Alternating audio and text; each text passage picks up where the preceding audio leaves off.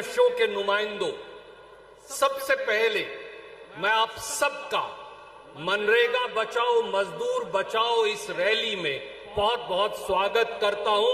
आप सबको नमस्कार।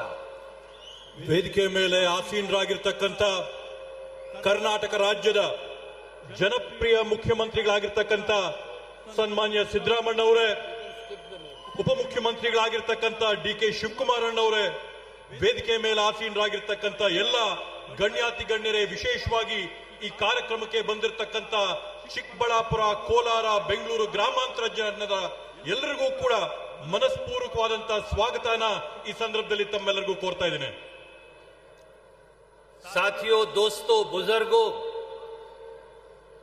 बीजेपी और जनता दल ने मिलकर इस देश के गरीबों पर, इस देश के मेहनत कशों पर, इस देश का पेट पालने वाले लोगों के पेट पर, रोजी रोटी पर हमला बोला। ಬಂಧುಗಳೇ, ಸ್ನೇಹಿತರೆ, ಹಿರಿಯರೇ, ಇವತ್ತು ಬಿಜೆಪಿ ಮತ್ತೆ ಜೆಡಿಎಸ್ ಎರಡು ಪಕ್ಷಗಳು ಸೇರ್ಕೊಂಡು ಒಂದು ದೊಡ್ಡ ಹುನ್ನಾರ ಕುತಂತ್ರವನ್ನ ಮಾಡಿ ಈ ದೇಶದಲ್ಲಿ ಶ್ರಮಿಕರ, ರೈತರ ಹೊಟ್ಟೆಪಾಡ ಮೇಲೆ ಒಂದು ದೊಡ್ಡ ಹಲ್ಲೆನ ಮಾಡಿದ್ದಾರೆ। ये हमला कांग्रेस पार्टी पर नहीं, ಈ ಒಂದು ಹಲ್ಲೆ ಕಾಂಗ್ರೆಸ್ ಪಕ್ಷದ ಮೇಲಲ್ಲ, ये हमला इस देश के गरीबों पर है। ಈ ಒಂದು ಹಲ್ಲೆ ಈ ದೇಶದ ಬಡ ಜನರ ಹೊಟ್ಟೆಪಾಡ ಮೇಲೆ ಮಾಡಿರ್ತಕ್ಕಂಥದ್ದು। मजदूरी कर करोड़ों करोड़ों इस देश के लोग, कर्नाटक के लोग आज भी अपना पेट पालते। ಇವತ್ತು ಕರ್ನಾಟಕ ರಾಜ್ಯದಲ್ಲಿರ್ತಕ್ಕಂಥ ಕೋಟ್ಯಾಂತರ ಜನ ದಿನ ಕೂಲಿ ಮಾಡಿ ದುಡಿದು ಹೊಟ್ಟೆಪಾಡಿಗೋಸ್ಕರ ಶ್ರಮಿಸ್ತಾ ಇದ್ದಾರೆ। अनेकों समय उनको काम नहीं मिल पाता, ಹಲವಾರು ಸಂದರ್ಭಗಳಲ್ಲಿ ಅವರಿಗೆ ಸೂಕ್ತವಾದಂತ ಉದ್ಯೋಗದ ಅವಕಾಶಗಳು ದೊರೆಯೋದಿಲ್ಲ। इसलिए कांग्रेस पार्टी डॉक्टर मनमोहन सिंह, श्रीमती सोनिया गांधी रोजगार का अधिकार कानून लेकर आए। ಆ ಒಂದು ಕಾರಣದಿಂದ ಸನ್ಮಾನ್ಯ ಶ್ರೀ ಮನಮೋಹನ್ ಸಿಂಗ್ ಜಿ ಅವರು, ಸೋನಿಯಾ ಗಾಂಧೀಜಿ ಅವರ ಮಾರ್ಗದರ್ಶನದಂತೆ ಎಲ್ಲರಿಗೂ ಕೂಡ ಉದ್ಯೋಗದ ಖಾತ್ರಿನ ತಂದ್ಕೊಡ್ಬೇಕು ಅಂತ ಮಾಡಿದ್ರು।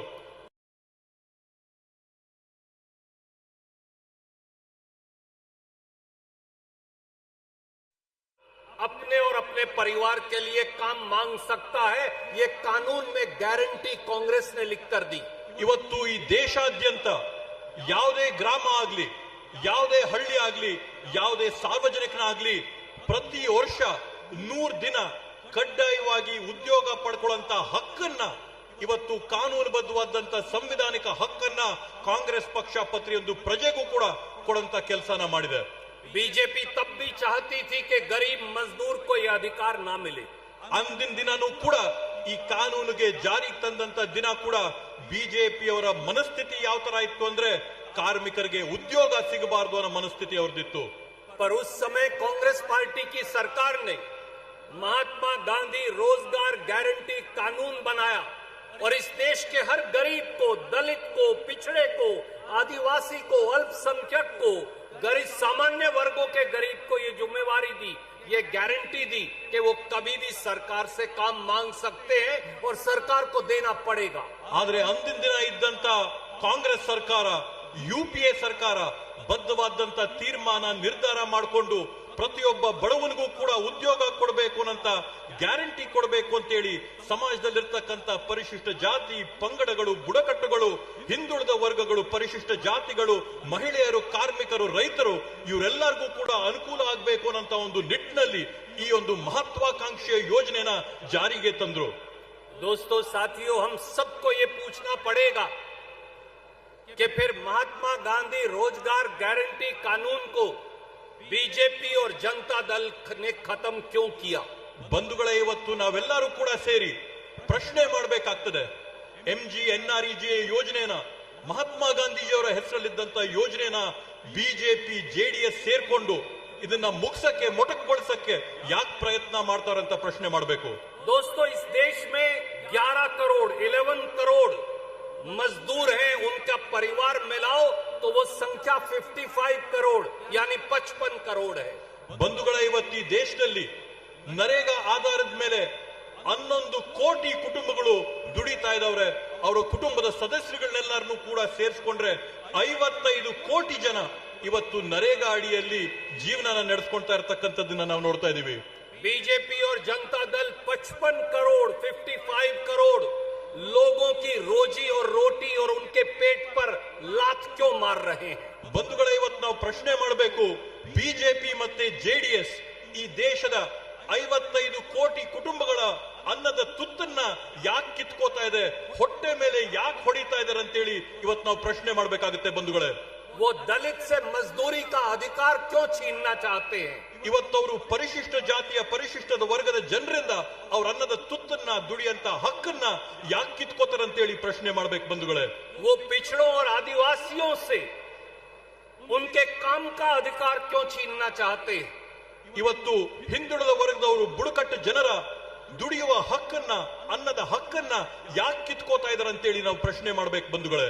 वो हिंदू हो, मुस्लिम हो, सिख हो, ईसाई हो, वो उनसे रोजी रोटी कमाने का और सरकार से अधिकार से काम मांगने का अधिकार क्यों छीन रहे हैं? ಇವತ್ತು ಈ ದೇಶದಲ್ಲಿರ್ತಕ್ಕಂಥ ಹಿಂದೂಗಳಾಗಿರ್ಬೋದು, ಮುಸಲ್ಮಾನರಾಗಿರ್ಬೋದು, ಕ್ರೈಸ್ತರಾಗಿರ್ಬೋದು, ಇವತ್ತು ಅವರೆಲ್ಲರೂ ಕೂಡ ಒಂದೊತ್ತಿನ ಊಟ, ಒಂದ್ ಕೈ ತುತ್ತು, ಹೊಟ್ಟೆ ಪಾಡ್ಗೋಸ್ಕರ ದುಡಿಯಂತ ಹಕ್ಕು ಇದೆಲ್ಲವನ್ನೂ ಕೂಡ ಯಾಕೆ ಕಳಚ್ಕೋತಾ ಇದಾರೆ ಅಂತೇಳಿ ಇವತ್ತು ನಾವು ಪ್ರಶ್ನೆ ಮಾಡಬೇಕಾಗುತ್ತೆ ಬಂಧುಗಳೇ. ये सवाल हमें बीजेपी के हर नेता से पूछना पड़ेगा. ಈ ಪ್ರಶ್ನೆನ ನಾವು ಬಿಜೆಪಿ ಪಕ್ಷದ ಪ್ರತಿಯೊಬ್ಬ ನಾಯಕನೂ ಕೂಡ ಕೇಳಬೇಕಾಗುತ್ತೆ. उनके कॉर्पोरेटर से, उनके सरपंच से, उनके विधायक से, उनके एमपी से, उनके केंद्रीय मंत्रियों से ये सवाल पूछना चाहिए कि आप गरीब के पेट पर लात क्यों मार रहे हैं? ಇವತ್ತು ನಾವು ಬಿಜೆಪಿ ಪಾರ್ಟಿಯ ಗ್ರಾಮ ಪಂಚಾಯತಿ ಸದಸ್ಯರಿಂದ ಹಿಡಿದು, ಚೇರ್ಮನ್ ರಿಂದ ಹಿಡಿದು, ಕೌನ್ಸಿಲರ್ ಇಂದ ಹಿಡಿದು, ಕಾರ್ಪೊರೇಟರ್ ಇಂದ ಹಿಡಿದು, ಎಂಎಲ್ಎ, ಎಂಪಿ, ಮಂತ್ರಿಗಳು ಅವರೆಲ್ಲರನ್ನೂ ಕೂಡ ಪ್ರಶ್ನೆ ಮಾಡಬೇಕಾಗತ್ತೆ. ಇವತ್ತು ನೀವ್ ಯಾಕೆ ಬಡ ಜನರ ಹೊಟ್ಟೆಯ ಅನ್ನನ ಕಿತ್ಕೋತಾ ಇದ್ದೀರಾ ಅಂತ ನಾವು ಅವ್ರ ಹತ್ರ ಪ್ರಶ್ನೆ ಮಾಡಬೇಕಾಗುತ್ತೆ ಬಂಧುಗಳೇ. और अब दिल्ली में बैठकर वो फैसला करेंगे कि किस गांव में किसको मजदूरी चाहिए.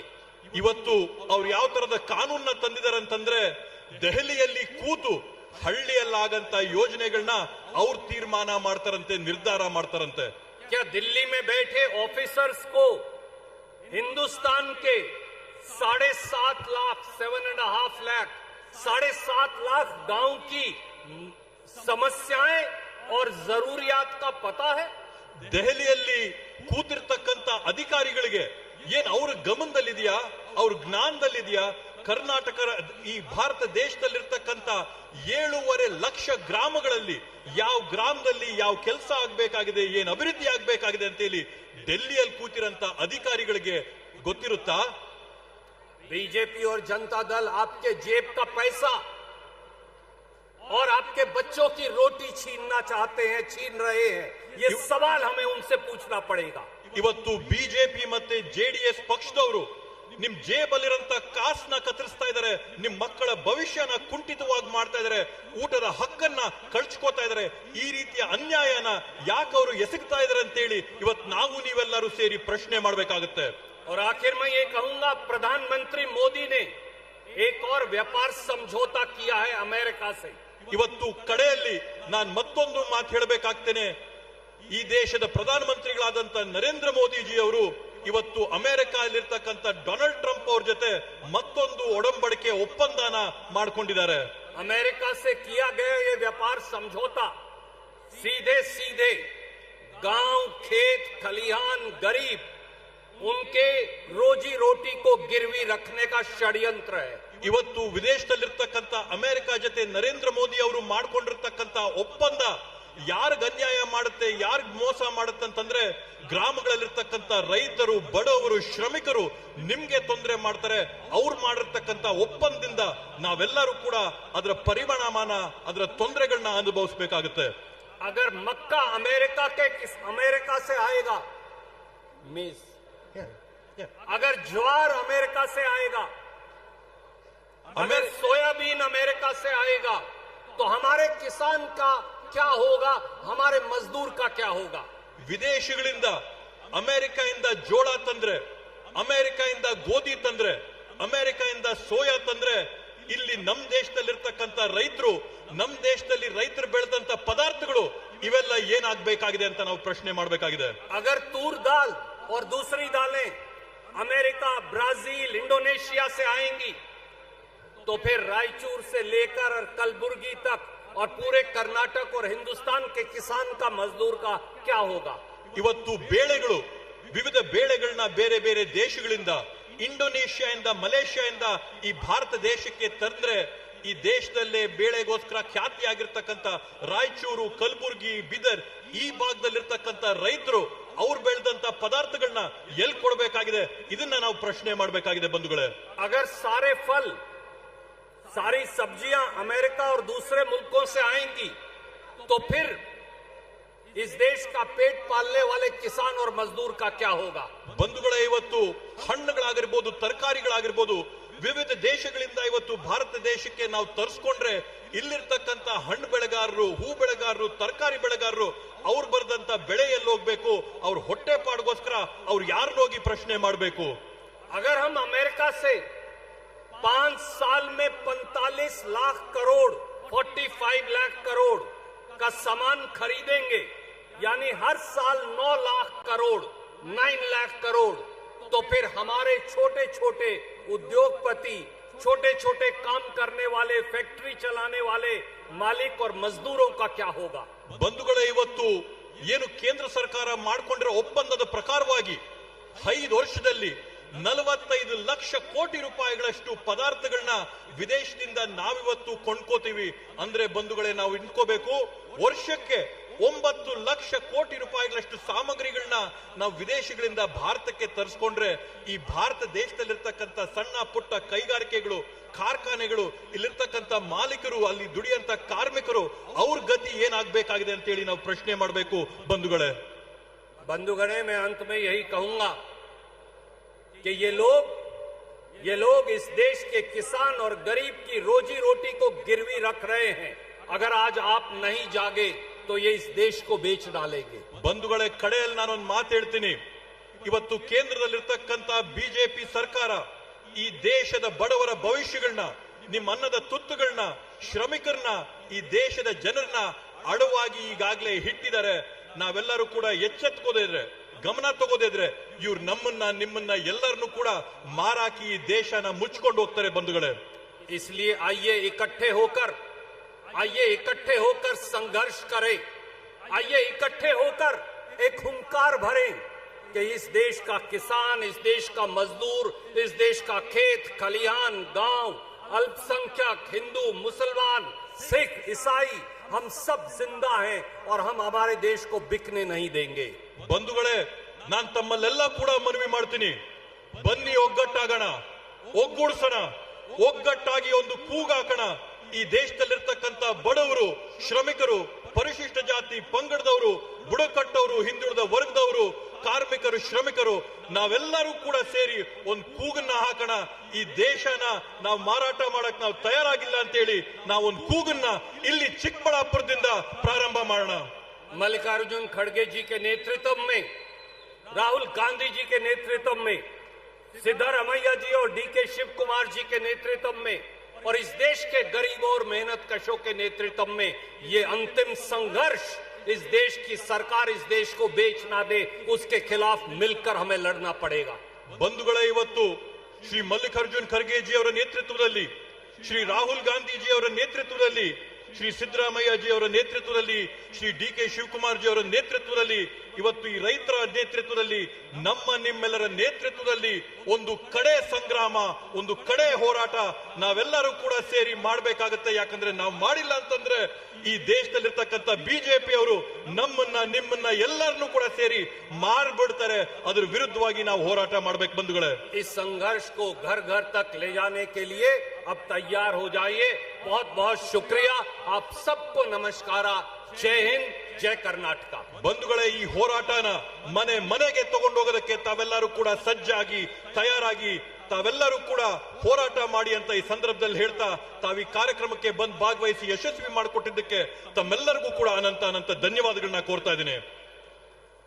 ಬಂಧುಗಳೇ, ಇವತ್ತು ಈ ಸಭೆಯನ್ನ ಉದ್ದೇಶಿಸಿ ಮಾತಾಡಿರ್ತಕ್ಕಂಥ ಎಐಸಿಸಿಯ ಪ್ರಧಾನ ಕಾರ್ಯದರ್ಶಿಗಳಾಗಿರ್ತಕ್ಕಂಥ ಶ್ರೀ ರಣದೀಪ್ ಸಿಂಗ್ ಸುರ್ಜೇವಾಲಾ ಸಾಹೇಬರಿಗೆ ಧನ್ಯವಾದಗಳನ್ನು ತಿಳಿಸ್ತಾ, ಈಗ ಮಾನ್ಯ ಮುಖ್ಯಮಂತ್ರಿಗಳು ಈ ಸಭೆಯನ್ನ ಉದ್ದೇಶಿಸಿ ಮಾತಾಡೋದಕ್ಕೆ ಮುಂಚಿತವಾಗಿ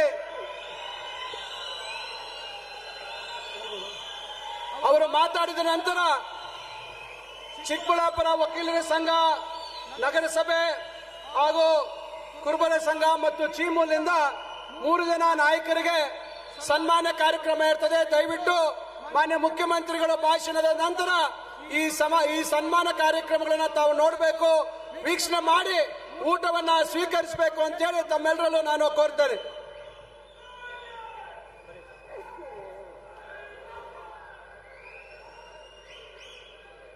ಅಖಿಲ ಭಾರತ ಕಾಂಗ್ರೆಸ್ ಪಕ್ಷದ ಪ್ರಧಾನ ಕಾರ್ಯದರ್ಶಿಗಳು,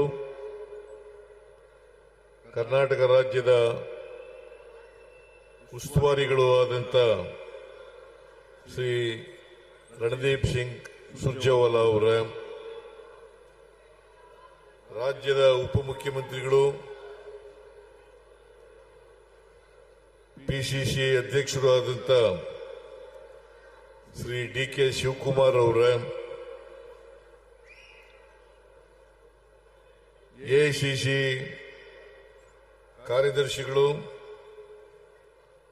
ಕಾರ್ಯದರ್ಶಿಗಳಾದಂಥ ಶ್ರೀ ಅಭಿಷೇಕ್ ದತ್ತಾ ಅವರ,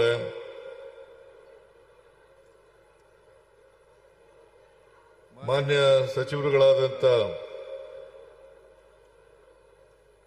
ಬೆಂಗಳೂರು ನಗರ ಜಿಲ್ಲೆ ಉಸ್ತುವಾರಿಗಳಾದಂಥ ಶ್ರೀ ಕೆ.ಎಚ್.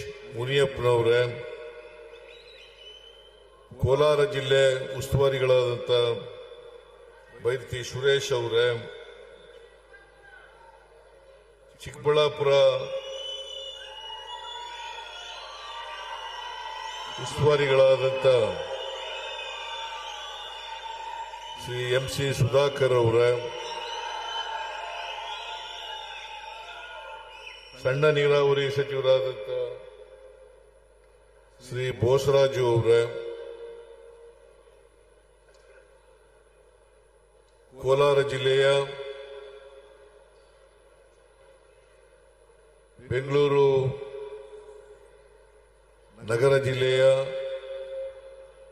ಹಾಗೂ ಚಿಕ್ಕಬಳ್ಳಾಪುರ ಜಿಲ್ಲೆಯ